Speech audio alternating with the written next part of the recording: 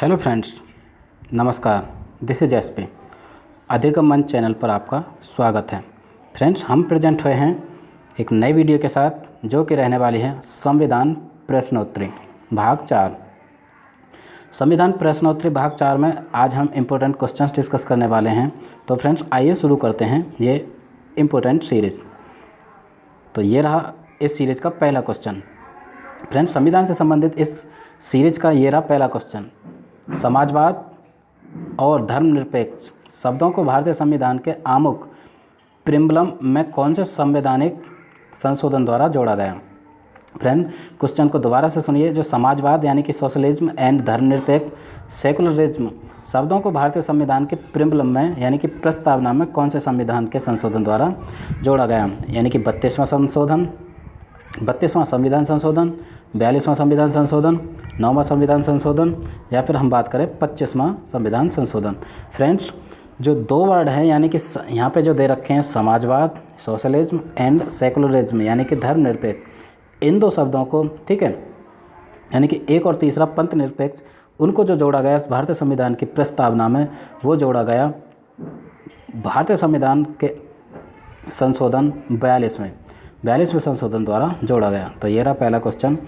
Option B बिल्कुल correct होता है। नेक्स्ट चलते हैं क्वेश्चन नंबर 2 की तरफ। ये रहा प्रश्न नंबर 2।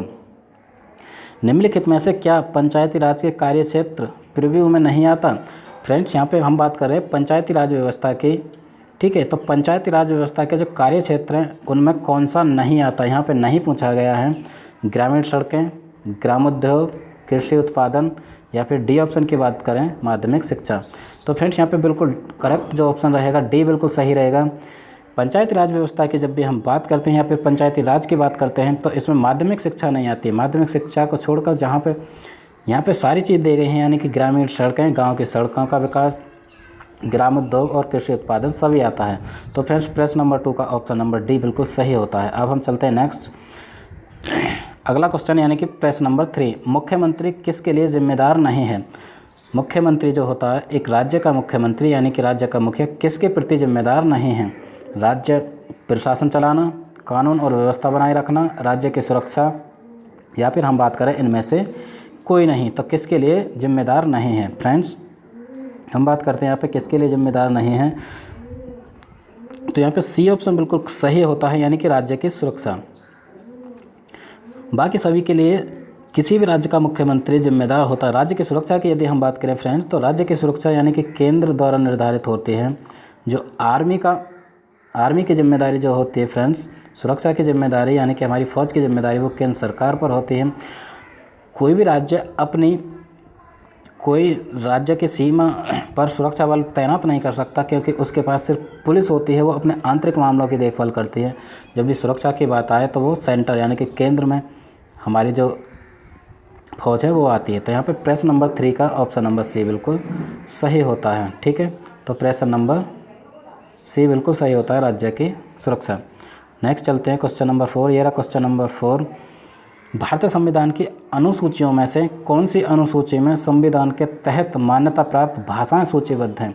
फ्रेंड्स, यानी कि कौन सी अनुसूची है भारतीय संविधान की जिसमें मान्यता प्राप्त भाषाएं वो सूचीबद्ध हैं, ठीक है। तो संविधान के कौन सी अनुसूची में। फ्रेंड्स, इस क्वेश्चन से पहले मैं बता देना चाहूँगा कि हम अपने चैनल यानी कि अधिगम मंच पर भारतीय संविधान की एक और सीरीज़ कंटिन्यू किए हुए हैं, यानी कि इंडियन पॉलिटी, भारतीय राज्य व्यवस्था को हम 1 बाय 1 एक टॉपिक लेकर क्लियर करा रहे हैं, ठीक है। अभी तक आपने वो वीडियो नहीं जाकर देखी है तो आप जाकर देख सकते हैं, जिसमें हमने अनुसूची कराई हैं भारतीय संविधान की अनुसूचियाँ। 12 की 12 अनुसूचियाँ हमने डिस्क्राइब करी हैं उसमें, यानी कौन सी अनुसूची में कौन सा विषय सम्मिलित है। तो फ्रेंड्स, यहाँ पे हम बात करते हैं जो भारतीय संविधान में कि कौन सी अनुसूची में मान्यता प्राप्त भाषा वर्णित हैं।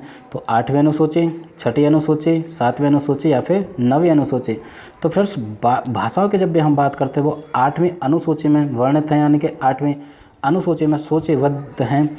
यदि हम भाषाओं की बात करें फ्रेंड्स, तो 22 भाषाओं का वहाँ पर उल्लेख है। कौन सी 22 भाषाओं का उल्लेख है। अभी तक आपने वो वीडियो नहीं देखी है, वो सेशन नहीं देखा है, तो आप जाकर देख सकते हैं। तो क्वेश्चन नंबर 4 के बाद अब हम चलते हैं क्वेश्चन नंबर 5। ये रहा 5वां क्वेश्चन। निम्नलिखित में से कौन सा काम निर्वाचन आयोग का नहीं है। काम की हम बात करें तो निर्वाचन आयोग जो हमारा चुनाव कराता है, पार्टियों को मान्यता देता है, यानी कि चुनाव आयोग, उसका काम निम्नलिखित में से नहीं है। कौन सा नहीं है? मतदाता सूची तैयार करना, राजनीतिक पार्टियों को मान्यता प्रदान करना, चुनाव करवाना या फिर मंत्री परिषद को नियुक्त करना। फ्रेंड, जैसा कि हम देख पा रहे हैं, चुनाव आयोग का जो काम है मतदाता सूची तैयार करना, बिल्कुल सही है। यहाँ पे राजनीतिक पार्टियों को मान्यता प्रदान करना, चुनाव आयोग के द्वारा कोई भी नई पार्टी जब भी बनती है तो उसको मान्यता प्राप्त देता है, प्रदान करता है, चुनाव भी करवाता है। ठीक है, यहाँ पे डी ऑप्शन की तरफ चलें तो डी ऑप्शन क्वेश्चन के हिसाब से बिल्कुल करेक्ट रहेगा, यानी कि मंत्री परिषद को नियुक्त करना ये चुनाव आयोग का काम नहीं है। मंत्री परिषद के नियुक्ति की बात है तो वो संसद इसमें भागीदारी या जिम्मेदार होता है। तो फ्रेंड्स, यहाँ पे क्वेश्चन नंबर 5 का डी ऑप्शन बिल्कुल सही होता है। चलते हैं नेक्स्ट, ये रहा क्वेश्चन नंबर 6।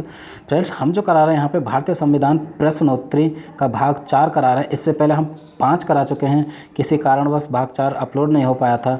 ठीक है, तो आप भाग 4 को यहाँ पे कंटिन्यू कर सकते हैं। प्रश्न नंबर 6, भारतीय नागरिकता का तब लोप हो जाता है जब। फिर भारतीय नागरिकता यानी कि हम भारत के देशवासी हैं, भारत में रहते हैं, या फिर बाहर से भी आके यदि किसी को नागरिकता यानी कि सिटीजनशिप उसने प्राप्त कर ली है भारत की, तो उसकी नागरिकता कब समाप्त हो सकती है, ये बेसिकली क्वेश्चन में पूछा है। तो ए ऑप्शन कहता है कोई व्यक्ति विदेशी नागरिकता प्राप्त कर ले तब, यानी कोई व्यक्ति विदेश में रहने लगे, वहीं पे व्यापार करने लगे, नौकरी करने लगे, या फिर वहाँ की नागरिकता प्राप्त कर ले तो यहाँ की जो नागरिकता है उसकी स्वतः ही समाप्त हो जाएगी, या फिर वह नागरिकता का परित्याग कर ले, या फिर खुद से ही वो ये कहे कि मैं यहाँ की नागरिकता त्याग करना चाहता हूँ, या फिर सरकार किसी कारण से उसकी नागरिकता को वंचित कर दे, यानी कि उसकी नागरिकता सरकार समाप्त कर दे, तो किसी भी नागरिकता का लोप हो सकता है। तो फ्रेंड्स, हम जैसा कि देख पा रहे हैं ए बी सी तीनों ऑप्शन बिल्कुल सही बैठते हैं, इसलिए हम कहेंगे डी ऑप्शन बिल्कुल सही है, यानी कि उपयुक्त सभी परिस्थितियों में। क्वेश्चन के हिसाब से यदि जाएँ तो जो तीनों परिस्थिति दे रखी हैं ऊपर, ठीक है, तो कुल मिला के उनके अकॉर्डिंग किसी भी नागरिक की नागरिकता लोप हो सकती है, यानी कि समाप्त की जा सकती है। तो प्रश्न नंबर 6 का डी ऑप्शन बिल्कुल सही होता है। अब हम चलते हैं नेक्स्ट, क्वेश्चन नंबर 7। ये रहा क्वेश्चन नंबर 7, भारतीय संसद के दोनों सदनों के संयुक्त अधिवेशनों की अध्यक्षता कौन करता है।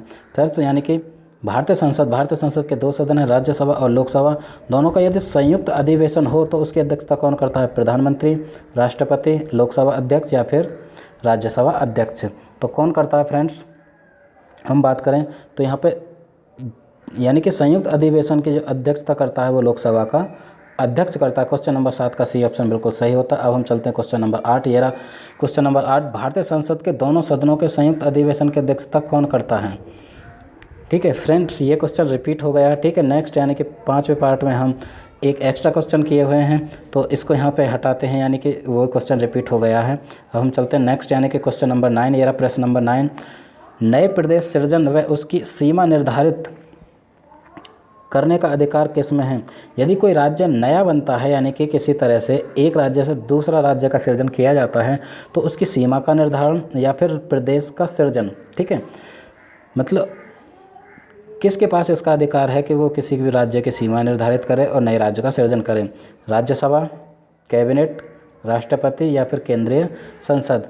तो फ्रेंड्स, हम देख पा रहे हैं यहाँ पे क्वेश्चन नंबर डी बिल्कुल सही होता है, यानी कि केंद्रीय संसद, भारतीय जो संसद है वो किसी भी नए राज्य का सृजन कर सकती है और उसकी सीमा का निर्धारण करती है। राज्यसभा, राष्ट्रपति और कैबिनेट, इनकी जिम्मेदारी नहीं है या इनका कोई भी अधिकार नहीं। तो प्रश्न नंबर 9 का डी ऑप्शन सही होता है। अब हम चलते हैं नेक्स्ट। ये रहा क्वेश्चन नंबर 10 इस सीरीज़ का लास्ट, यानी कि भारतीय संविधान प्रश्नोत्तरी भाग 4 का लास्ट क्वेश्चन, यानी कि 10वां क्वेश्चन। राष्ट्रपति राज्यसभा के लिए कितने लोगों को नामांकित करता है। राष्ट्रपति की यदि हम बात करें तो राज्यसभा की फ्रेंड्स यहाँ पे बात हो रही है। राज्यसभा जो भारतीय संसद का उच्च सदन है, राज्यसभा के लिए कितने लोगों को मनोनीत कर सकता है, नामांकित करता है, यानी कि 8 को, 10 को, 12 को या फिर 14 को। तो फ्रेंड्स, यानी कि राष्ट्रपति द्वारा जो राज्यसभा के लिए मनोनीत किए जाते हैं उन लोगों की संख्या कितनी है। ठीक है, वो चाहे साहित्य से हो सकते हैं, खेल स्पोर्ट्स से हो सकते हैं, अन्य किसी भी क्षेत्र से हो सकते हैं, जो सामाजिक कार्यकर्ता भी हो सकते हैं। तो फ्रेंड्स, यहाँ पे हम देख पा रहे हैं 8, 10, 12 या 14। तो फ्रेंड्स यहाँ पे बिल्कुल सही ऑप्शन रहेगा यानी कि 12। राष्ट्रपति राज्यसभा के लिए 12 व्यक्तियों को मनोनीत कर सकता है। ठीक, तो ये रहा 10वां क्वेश्चन। नेक्स्ट अब देखते हैं। तो फ्रेंड्स ये रहा यानी कि 10वां क्वेश्चन इस सीरीज़ का भारतीय संविधान प्रश्नोत्तरी। आई होप आपको ये क्वेश्चन हेल्प करेंगे भारतीय संविधान यानी कि इंडियन पॉलिटी से संबंधित। यदि आपको हमारा सेशन हेल्प करता है तो लाइक करें, कमेंट करें और अपने फ्रेंड के साथ शेयर करें। यदि अभी तक आपने हमारा चैनल सब्सक्राइब नहीं किया है तो सब्सक्राइब टू आवर चैनल यानी कि अधिगम मंच को आप सब्सक्राइब करें ताकि हर वीडियो और बेल आइकन को प्रेस कर दें क्योंकि हर वीडियो का नोटिफिकेशन आपको मिलता रहे। ठीक है, इसी तरह से भारतीय संविधान प्रश्नोत्तरी की सीरीज़ लगातार चलती रहेगी। आई होप आपको ये क्वेश्चन हेल्प करेंगे। ओके, इस सीरीज़ को यहीं पर वाइंड अप करते हैं। That was SP Singh signing off.